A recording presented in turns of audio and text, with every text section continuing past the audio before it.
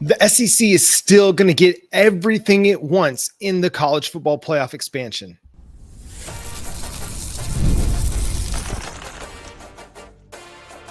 You are Locked On Sooners, your daily podcast on the Oklahoma Sooners. Part of the Locked On Podcast Network, your team every day. What's up, Sooner Nation? Welcome to Locked On Sooners, and thank you for making Locked On Sooners your first listen every single day. Shout out to all the everydayers out there. Tune in and subscribe to the show wherever you get your podcasts. We're part of the Locked On Podcast Network, your team every day. Today's episode is brought to you by FanDuel. Right now, new customers can get $200 in bonus bets when your first $5 bet wins over at FanDuel. I'm John Williams of Sooners Wire at USA Today Sports. On today's show, we're going to talk about the two Oklahoma Sooners softball stars that entered the transfer portal. Is Brent Venables one of the best recruiters in college football? We'll discuss that in the second segment.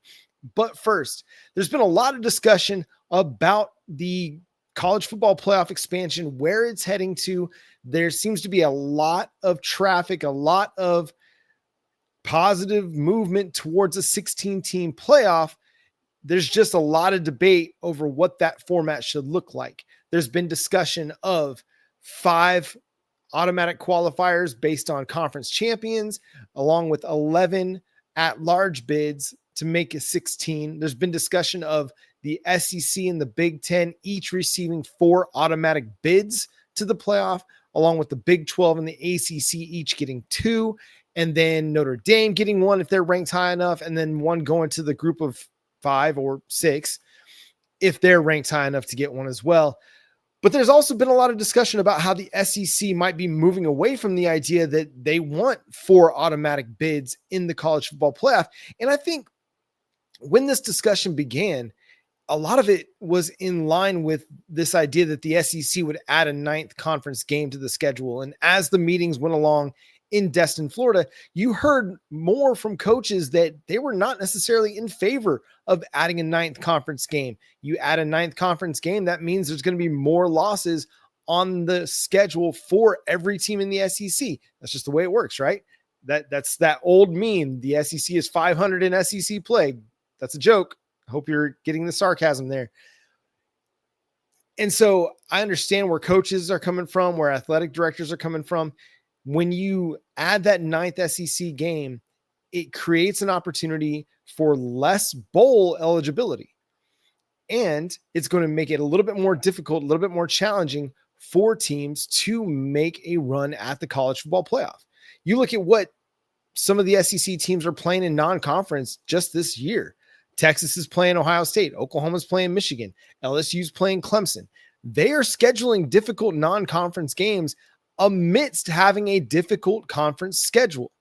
You add a 9th conference game there, and there's going to be less motivation for programs to add big-time non-conference games. These, matchups that Oklahoma's going to have down the road with Nebraska and Clemson, and then who knows what else, those could go by the wayside because there's going to be less of an opportunity, less of a chance, a more difficult path to bowl eligibility and to the college football playoff by having all these difficult games in the conference and then adding non-conference as well. And so the SEC is being viewed as, hey, we were 4 automatic qualifiers. Well, I think that's one of those business tactics, right? You aim high, you talk about the most extreme thing that you want in a business deal, and understand that you have a point that you're willing to settle for. And so you look at the 4 automatic qualifier theory and that proposal, and yeah, that might have worked out well for the SEC. That might have worked out just fine for the Big Ten, but it could have potentially limited the SEC on the number of teams it could get into a 16-team playoff. Because you look back at the 2024 playoff seeding, and there was a good chance if that was 16 teams, that the SEC could have gotten 6 playoff teams. They got 3 in Georgia, Texas, and Tennessee, and Ole Miss, South Carolina, and Alabama were right there on the cusp of getting into the playoff. They would have been 3 of those teams in consideration for 16 if we were in a 16-team playoff. So the SEC understands, like, okay, we could try and push for 4 automatic qualifiers. because we got kind of screwed out of one here, the SEC's words, not necessarily mine. Or we could just go for 5 automatic qualifiers based on conference champions and then go for 11 at-large bids, understanding that more often than not, we're going to have 4 teams. Whether they automatically qualify or not, we're going to have 4. And there's a good chance that we're going to get 5, and there's going to be some times where the SEC is going to get 6. And so I don't see this as Greg Sankey backing off what he's wanting in SEC play or in playoff expansion. I see this as, hey, we knew what the Big Ten was wanting. And listen, if any conference wants the automatic qualifiers the most, it's the Big Ten, because you can see all of the discussion about Indiana making it, having very few quality wins on their schedule, making it into the playoff.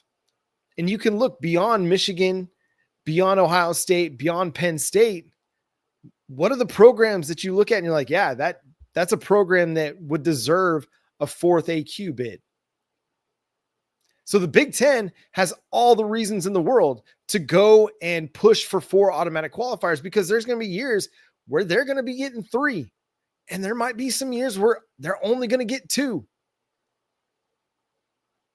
Not likely.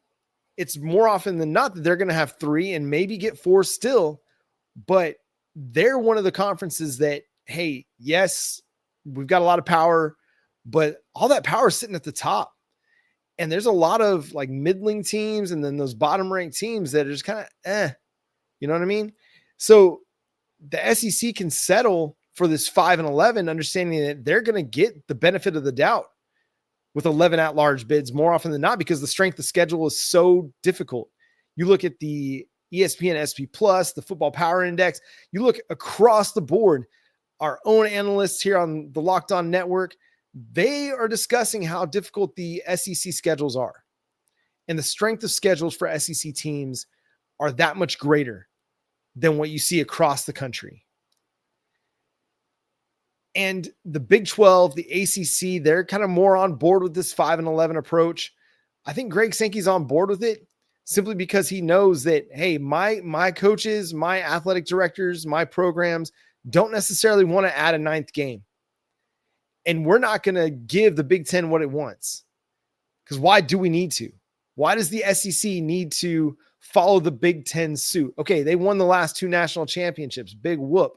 Who's dominated the college football landscape for much of the last decade and a half? The SEC. Who's helped push the college football landscape forward over the last decade and a half? The SEC. So if anybody has an idea or a direction or a vision for where this thing should go, that's going to be for the good of the game, it's not the Big Ten. It's the SEC. I mean, the Big Ten, for all intents and purposes, killed the Pac-12. Was that for the good of the game? No. That was for the good of the Big Ten.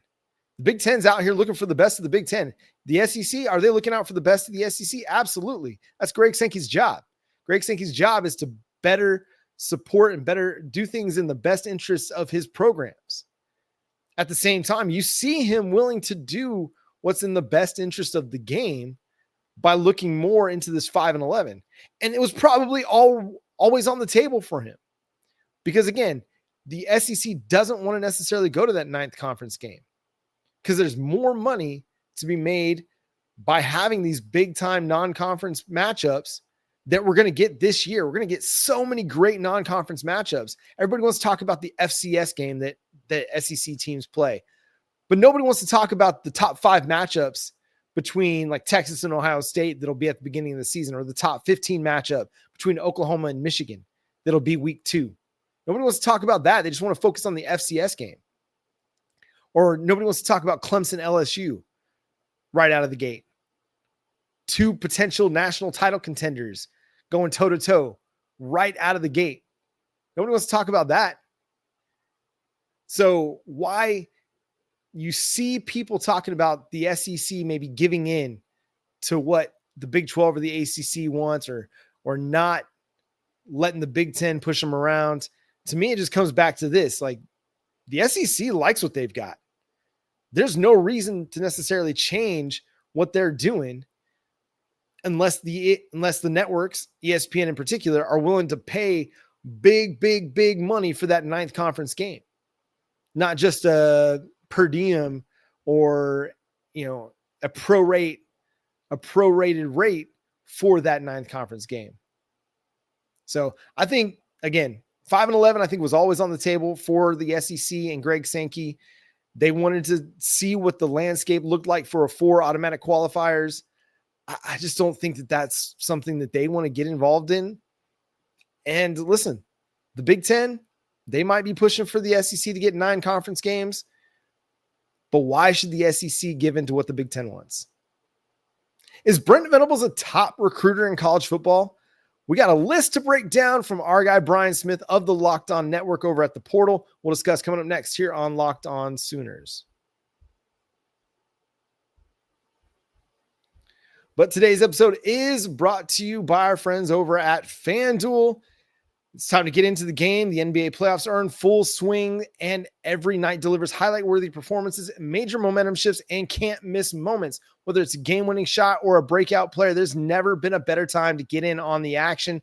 FanDuel makes it easy to stay in the game before tip-off and live with player props, performance trends, and same-game parlays. Fans have more ways than ever to play smart and win big. What would it look like to combine live prop bets mid-game based on how the action unfolds? You're looking at SGA, Shai Gilgeous-Alexander, and Tyrese Halliburton going toe-to-toe. You want to match up their over scores? You could do it in the FanDuel app. If you've got a read on who's heating up, why not back it up with a same-game parlay? And how could a $200 bonus in bets add to the excitement if your first $5 bet hits? New to FanDuel, it's the perfect time to sign up. Head to FanDuel.com and place your first $5 bet. If it wins, you'll get $200 in bonus bets. Make every moment more with FanDuel, official sports betting partner of the NBA.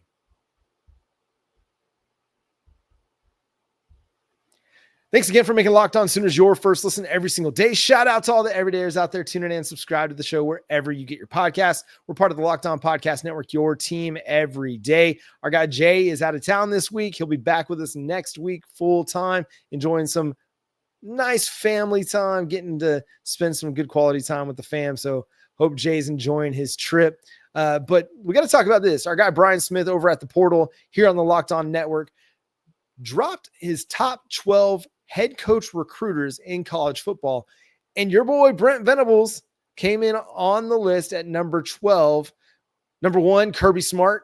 Number 2, Mario Cristobal. Ryan Day at 3. Dan Lanning at 4. James Franklin at 5. Marcus Freeman 6, Hugh Freeze 7, Dabo Sweeney 8, Fran Brown 9, Lane Kiffin 10, Mike Elko 11, and 1 Brent Venables at 12. And it's not shocking to me to see Brent Venables on this list. We've seen what he's been capable of at Oklahoma on the recruiting trail. You can look at the team recruiting rankings for the 2025 cycle and maybe have some issue with where Brent Venables might be ranked. But remember, that was a light class. In the first few seasons at Oklahoma, he was taking 22 to 25 kids in the recruiting classes. He only went with 18 in the 2025 cycle. As you know, the Alston House case is nearing a settlement, and we're looking at roster limitations. I think preparation for that, and then also understanding like, hey, we've got a lot of guys coming back. We got a lot of guys that we're retaining on the roster that are going to limit some of the space that we have. So it took a little bit lighter class, but it had star power in it. Michael Fasusi, Ryan Foje, right? Elijah Thomas out of Chakotah, Torrey Blaylock down there from Humble, Texas. You got some big time talents as a part of this class. And it just goes to show what Brent Venables is capable of. Remember, that 2022 class, we're about to see it pay huge dividends in 2025. And that doesn't happen, one, unless Brent Venables is able to identify the talent, him and his assistants, and then retain that talent. Robert Spears Jennings, R. Mason Thomas, Kip Lewis, Kobe McKenzie. Kobe McKenzie in particular, like that's a guy that's been on this roster since 2022. And he's been willing to play a rotational role, bide his time, develop behind Danny Stutzman, and then get ready for his opportunity. And now the time has come for Kobe McKenzie to step up and take on a leadership role with this team, be the Mike linebacker, and show out like everybody's expecting him to. Kip Lewis is a guy that's been around. He's been on this roster. R. Mason Thomas. I mean, all these guys had opportunities to go elsewhere. And so Brent Venables being one of the best recruiters in college football is not a shock. The dude's been recruiting his entire life. Like for 25, 26 years, he's been a defensive stalwart in college football and has recruited some really, really great talent, both the high blue chip talent, but he's also unearthed some really good players that were either unrated or 3-star prospects according to the recruiting rankings. He's a great evaluator of defensive talent in particular, but I think what sets Brent Venables apart is that ability to recruit the parents, recruit the families, not just recruit the player and not just recruit the athlete, recruit the heart. He's talked about it on a number of occasions. The whole reason behind Soul Mission is to recruit the whole person, not just recruit the player, recruit and develop the whole person. And I think we're seeing that play out at Oklahoma. And that's a big reason why you're seeing such good retention under Brent Venables at Oklahoma. Do you have transfer portal departures? Absolutely. You're going to have that. Are there questions over some of the recruiting decisions? Sure. Have certain players not panned out? Some didn't pan out. Some haven't yet. I think you could go to every program and you can find that. But we've seen Brent Venables have 3 top 10 classes. The 2022, 2023, 2024 classes were all top 10. And then that 2025 class finished top 20.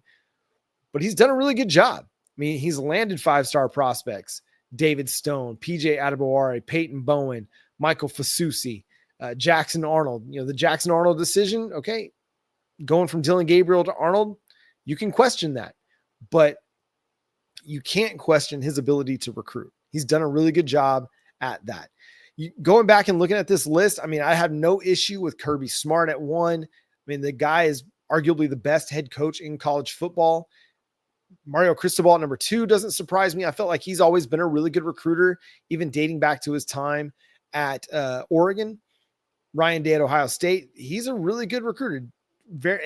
And these guys have good assistants that recruit well as well. It's not just on the head coach. Their assistants are doing really good work out there on the recruiting trail.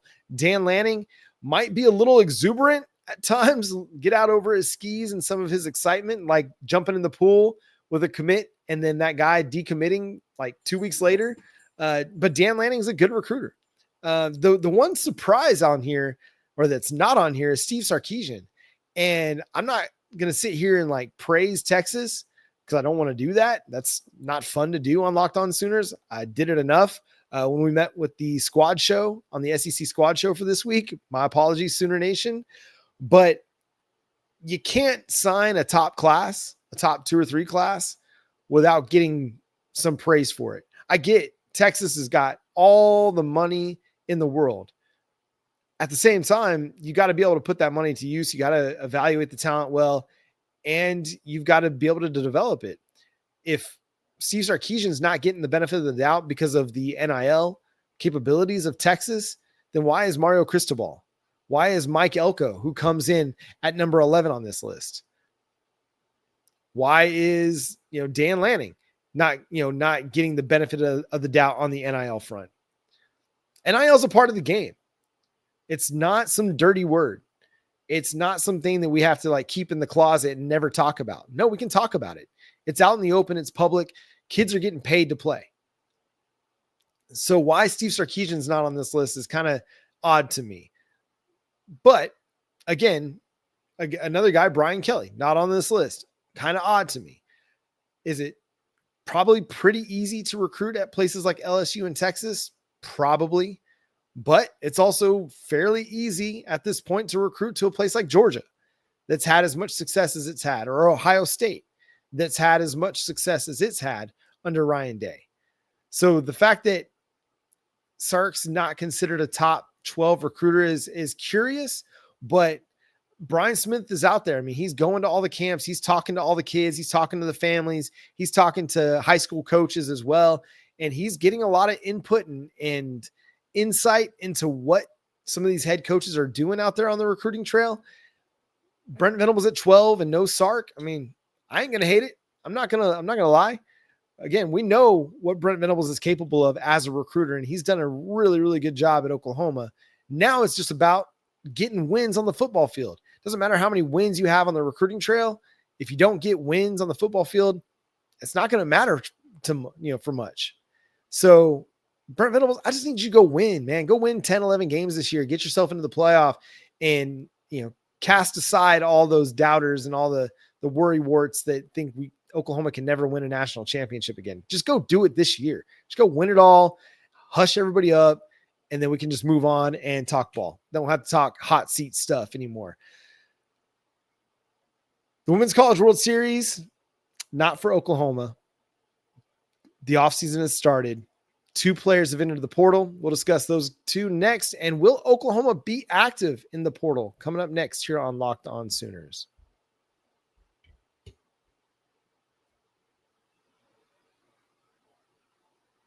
Thanks again for making Locked On Sooners your first listen every single day. Shout out to all the everydayers out there. Tune in and subscribe to the show wherever you get your podcasts. We're free and available on all podcast platforms and on YouTube. So hit that subscribe button and that notification bell to let you know when new episodes drop. We're part of the Locked On Podcast Network, your team every day. The Oklahoma Sooners, since their season has ended, have lost 2 to the transfer portal. True freshman Corri Hicks announced on Tuesday evening that she would be entering the portal. And then on Wednesday, it was Maya Bland, outfielder, after her sophomore season entering the portal. Both really didn't play significant roles for the Sooners this year. They both had, big hits, had home runs. They put up some numbers in some pinch hit situations, but just didn't play a ton. Maya Bland was, for the most part, a pinch runner, but she did have several home runs this season, including one against Oklahoma State, one against Alabama. So it has some potential, a lot of potential to be a really good player at the collegiate level. Just hasn't been able to break into the lineup as an everyday player. Corri Hicks, the catcher / first baseman, couldn't really break into the lineup on a regular basis either. Patty Gasso, Jennifer Rocha, JT Gasso really wanted to go with Isabella Emmerling. And, despite the batting average, despite some of the miscues behind the plate, they felt more comfortable with her as their catcher on an everyday basis. And so, neither one of those 2 were going to see big time innings for Oklahoma. Emmerling can come back next year. For the most part, all of Oklahoma's outfield is due to come back. Cassidy Pickering and Abigail Dayton, Hannah Core. You're also looking at Tia Malloy is going to be back coming off of her true freshman season. Sydney Barker can play some outfield for you. So you've got a lot of really good options still available to you. And then you look at what Oklahoma has coming in the 2025 class, the number 1 class, according to On3 and Softball America. Well, they've got the number 1 player in the nation, Kai Miner, coming in from Orange Lutheran in Irvine, California. She's the number 1 player. She plays outfield. So there's potential that she could come in and get some innings right away with the Oklahoma Sooners. And then you have the number 1 catcher in the nation in Kendall Wells out of Athens, Georgia, joining the Sooners in 2020 for the 2026 season, but in 2025. So you could kind of maybe see the writing on the wall a little bit. Maybe Corri Hicks was going to be able to get in and break into the lineup. Maybe not. If not, you still feel really good about your catching situation. If Emmerling's able to improve her batting average a little bit, find some more clutch hits, more timely hitting, then, maybe she'd, be in better shape as an everyday catcher. But you've got to get a little bit more production out of the catcher spot than you got this year. And, maybe with the true freshman like Kendall Wells, maybe she can come in and make a significant impact right away. But aside from, and Cheney Helton will be back to play in the outfield as well. I'm just looking at the roster to look at who else might be back. So again, Emmerling, Riley Zach, she can play some catcher for you. So you have some catcher options still in-house, even with Corri Hicks leaving. And then again, you've got Kendall Wells joining the team this next year. You've got Kai Miner joining the outfield group. So it's still a strong team and strong roster. despite these transfer portal departures. And Oklahoma's going to be in the portal. They're going to be active again. They usually are. They're not going to have to be as active this year unless they look for just upgrades at certain spots, whether it's at catcher. Maybe if they don't want to rely on a true freshman or on Riley Zatch to catch every day, maybe they look at upgrading from Isabella Emmerling. But based on what we know about Oklahoma, they're going to stay loyal. And then you look at, the pitching situation. Okay, Sam Landry's off to the AUSL. And you may need to look at a veteran option. You still have Kirsten Deal. You still have Peyton Monticelli. You've got Audrey Lowry. So you've got some strong pitchers still on the roster. Well, then you're adding, the number one pitcher in America and Alyssa Parker in the 2025 class out of Pecola, Oklahoma. And then you're also adding Berkeley Zach out of Michigan, the number 5 pitcher in America. So maybe you don't need to go into the portal to add a veteran arm. We'll see. I mean, there's already some really good, veteran options out there. UCLA's, I want to say it's Caitlin. I'm blanking on the name right now, but I'm going to find it real quick. Caitlin Terry. She was a freshman All-American. She went 20-5 this season with the Bruins. She's entering the portal, so that could be an option. They're going to be good options after Nyjah Kennedy goes out and sets the market at $1 million for obviously the number one pitcher in softball. But the market for pitchers in general is going to be pretty high because everybody's looking for them. You're going to have teams that are going to go out there and they're going to spend big on pitching. And if there's a place that Oklahoma may need to go and be aggressive, it's pitcher. If you're not sure where you're going to be, I think that's a place that you really need to address, because this year in particular, you saw down the stretch, they didn't really feel great about their pitching options outside of Sam Landry. If you could add 2 starters, I mean, you're losing Isabella Smith, you're losing Sam Landry. You might need to add 2 players that can be starters for you. If you're not sure that Audrey Lowry is going to be ready to go and be that secondary starter, or if Kirsten Deal isn't able to up her game and be that secondary starter, we'll see. But, this roster is still set up so well to be a contender in 2020, 2026 and 2027 and 2028, because Patty Gasso just recruits at such a high level. The number 1 class in the 2025 class, the number 2 class currently in the 2026 recruiting class still has an opportunity to improve that before softball signing day in the fall. So, yeah, we'll see what Oklahoma does. I wouldn't be surprised if we see another 2, maybe 3 portal entries beyond what we've seen. But right now, Corri Hicks gone, Maya Bland gone. But again, Oklahoma is deep at both of those spots moving forward, not just with what they have on the roster now, but with what they're adding through the 2025 recruiting class. Yeah. Oh, let's talk, man. Obstruction is just getting more and more ridiculous all the time. If you watched the game 1 of the Women's College World Series Championship Series between Texas and Texas Tech, there was another ridiculous obstruction call on a play at second base.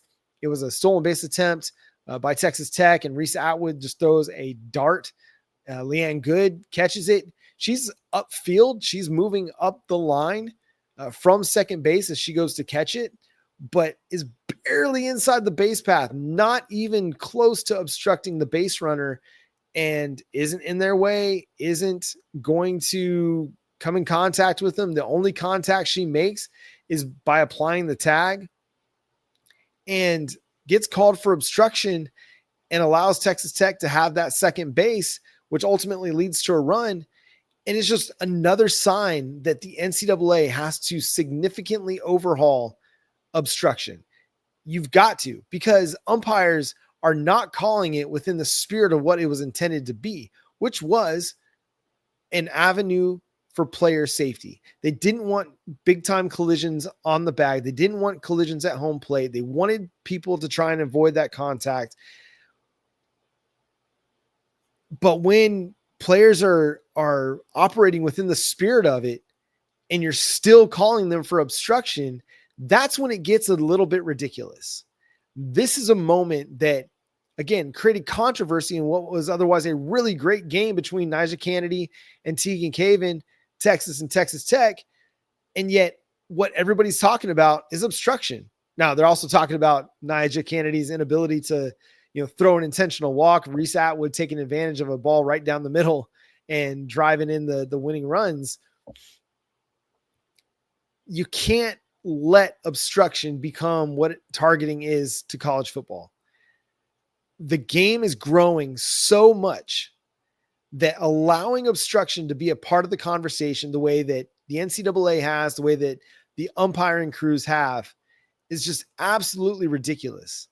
The game is so good right now. It's so good. There's so many talented players across college softball that we're seeing obstruction become more and more a part of the discussion. It happened just, a few games ago between Oregon and UCLA as well, where a big moment was taken off the board because of obstruction. Again, in an instant where it was totally misapplied because the player was out, dead to rights, and there was nothing that they were going to be able to do. The catcher was exactly where they needed to be, and the player was out. There's no other way for players to play that. So they just got to ditch the rule altogether because it's a bad rule and umpires are misapplying it all the time and creating controversy in games that are absolutely fantastic. Don't let the sport get marred by terrible rules and terrible officiating. Nobody wants that. Nobody wants what's happening right now with the obstruction call. So fix this, NCAA. Fix it. Patty Gasso, make a phone call. But that's going to do it for today's episode of Locked On Sooners. Thanks so much for tuning in, being a part of the show. Subscribe to the show wherever you get your podcasts. We're free and available on all podcast platforms and on YouTube. So hit that subscribe button and that notification bell to let you know when new episodes drop. Follow Jay, my buddy, at Unfair Sports. Go check out his channel, Unfair Sports, on YouTube. You can follow me at John9Williams. You can read my work covering the Sooners over at SoonersWire.com. A lot of softball coverage happening right now on SoonersWire.com. Even though the season has ended for Oklahoma, we still got portal stuff happening. We're still kind of in the recovery period, so to speak, for what happened with the Oklahoma Sooners in the Women's College World Series. Make sure you follow the show at Locked On Sooners on all of your favorite social media platforms. But until next time, for my buddy Jay on vacation, I'm John Williams. Talk to you then. Boomer Sooner.